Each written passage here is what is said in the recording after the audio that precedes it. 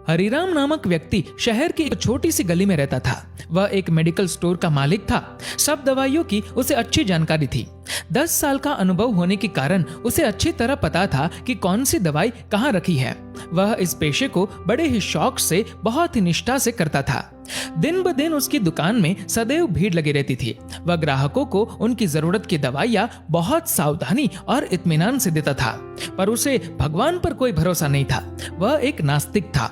भगवान के नाम से ही वह चिढ़ने लगता था। घर वाले उसे बहुत समझाते, पर वह उनकी एक न सुनता था।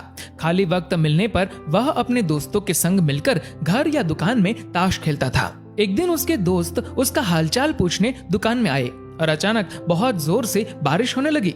बारिश की वजह से दुकान में भी कोई नहीं था। बस फिर क्या, सब दोस्त मिलकर ताश खेलने लगे।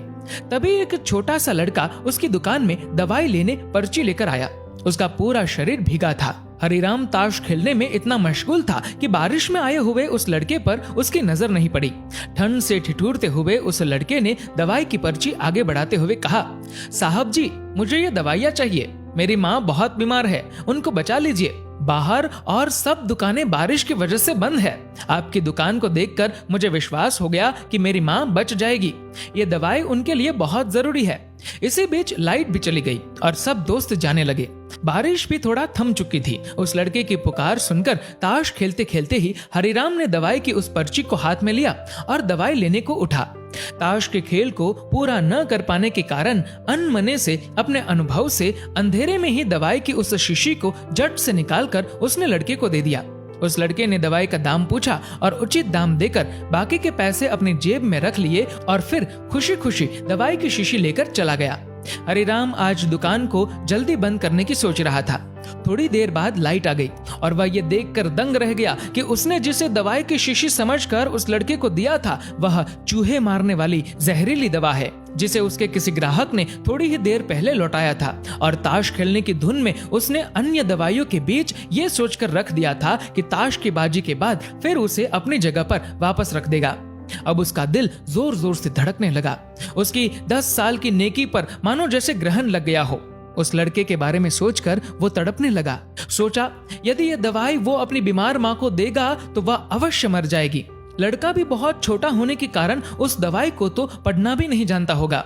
अगले ही पल वह अपनी इस भूल के लिए खुद को कोसने लगा और ताश खेलने की अपनी आदत को छोड़ने का निश्चय कर लिया। पर यह बात तो बाद के बाद देखी जाएगी। अब क्या किया जाए? उस लड़के का पता ठिकाना भी तो वह नहीं जानता। कैसे उस बीमार माँ को बचाया जाए? सच, कितना विश्वास था उस लड़के की आंखों में। हरिराम को कुछ सूझ नहीं रहा था। घर जाने की उसकी इच्छा अब ठंडी पड़ गई। दुविधा और बेचैनी उसे घेरे हुए थी। घबराहट में वह इधर उधर देखने लगा। पहली बार उसकी दृष्टि दीवार के उस कोने में पड़ी जहां उसके पिता ने जिद करके भगवान श्री कृष्ण की तस्वीर दुकान के उद्घाटन के वक्त लगाई थी। पिता से हुई बहस में पिताजी की कही हुई एक बात उसे याद आ गई कि बेटे, जीवन में भगवान को एक बार आजमा के जरूर देखना कि वह है या नहीं। परमात्मा वहां काम आते हैं जहां और कोई काम नहीं आता। हरिराम को ये सारी बात याद आने लगी। आज उसने इस अद्भुत शक्ति को आजमाना चाहा।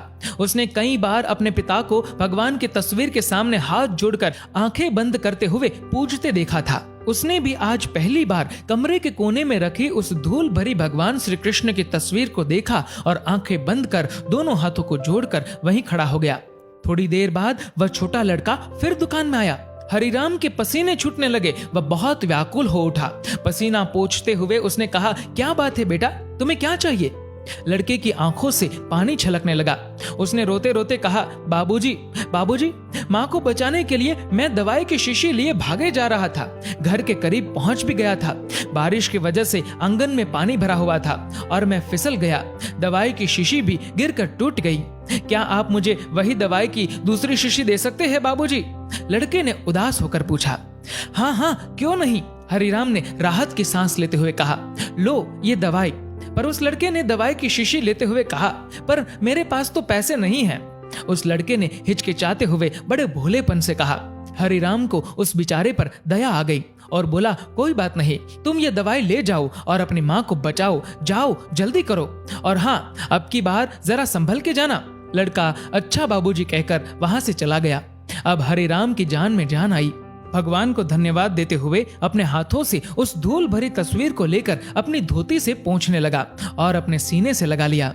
अपने भीतर हुए इस परिवर्तन को वह पहले अपने घर वालों को सुनाना चाहता था।